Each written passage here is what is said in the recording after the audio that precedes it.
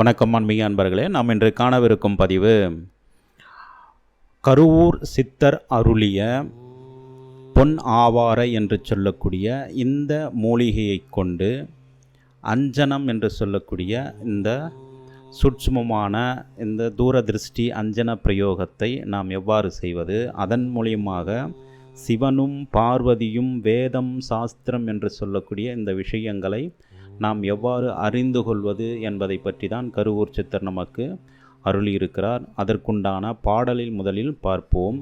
செப்புகிறேன் அஞ்சனந்தான் சூட்சமமாக, செகத்திலுள்ள மையெல்லாம் பொய்யாய் போகச் செப்புகிறேன் கரிக்கிடுவாய் பொன்னாவாரை சித்தாமணக்கெண்ணை சேர்த்தாட்டி, செப்புகிறேன் சிறுவருட கண்ணில் தீட்டச் சிறப்பாக கையில் இட்டு பாரு பாரு, செப்புகிறேன் ஆரணமும் சாத்திரமும் சொல்வார் சிவனும் மயால் வீற்றிருக்கும் திறனும் சொல்வாரே. அதாவது ஏற்கனவே இருக்கக்கூடிய அந்த மைகளெல்லாம் பொய்யாக போகட்டும், அந்த மைகளால் எந்த பயனும் இல்லை. செப்புகிறேன் பொன்னாவாரை சித்தாமணக்கு. பொன்னாவாரை என்று சொல்லக்கூடிய இந்த மூலிகையை முறையாக நாம் அதற்கு காப்பு கட்டி சாப விமோசனம் பிராண பிரதிஷ்டை செய்து எடுத்து அதை பச்சை கற்பூரம் வைத்து நன்றாக கருக்கி எடுத்து அதனுடன் சித்தாமணக்கெண்ணெயை கூட்டி நன்றாக மைப்பதமாக அரைத்து கொள்ள வேண்டும். இவ்வாறு அரைத்த இந்த மையை சிறுவனுடைய கண்ணில் தீட்ட, அதாவது சிறுவனுடைய கண்களில் இமைகளில் தீட்டி கைகளிலும் தீட்டி பாரு பாரு, செப்புகிறேன் ஆரணமும் சாத்திரமும் சொல்வார் சிவனும் மயாலும் வீற்றிருக்கும் தீரம் சொல்வாரே.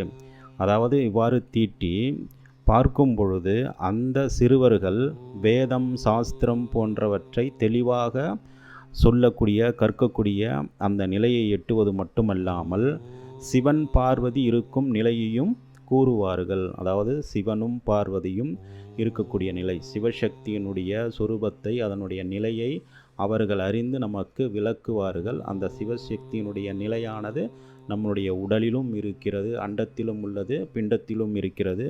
ஆகவே இந்த நிலையை நாம் அறிவதற்கு இந்த சிறுவனுடைய உதவி நமக்கு தேவை. ஆகவே ஏதாவது சிறுவர்கள் 10 வயதுக்கு உட்பட்ட சிறுவர்கள் இருந்தால் நீங்கள் இந்த முறையில் இந்த பொன்னாவரையை சாபவிமோசனமும் பிராண பிரதிஷ்டமும் செய்து காப்பு கட்டி எடுத்து பச்சை கற்பூரம் வைத்து நன்றாக அதை கருக்கி எடுத்து கல்வத்தில் வைத்து சிற்றாமணக்கெண்ணெயை விட்டு மை போல் அரைத்து அந்த மையை அந்த சிறுவர்களுக்கு ஈட்டி கருவூர் தேவரை மனதார நீங்கள் நினைத்து துதித்து அவரை வழிபாடு செய்த பின்பு இவ்வகையான செயல்களை ஈடுபடுங்கள்.